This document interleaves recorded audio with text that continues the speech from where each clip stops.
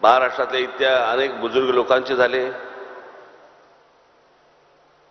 आणि महाराष्ट्र ही काय ताकद आहे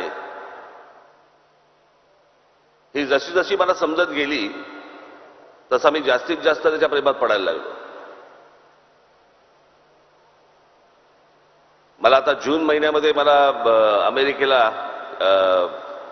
बृहन महाराष्ट्र मंडळ अमेरिका यांनी मला आमंत्रित केलेलं आहे।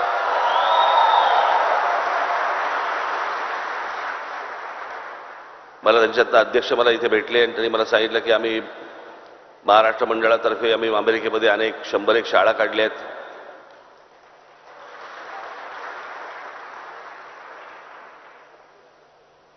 महाराष्ट्रातल्या मराठी शाळा बंद होत असताना अमेरिकेमध्ये मराठी शाळा सुरू होत आहेत, हे काही कमी आहे का?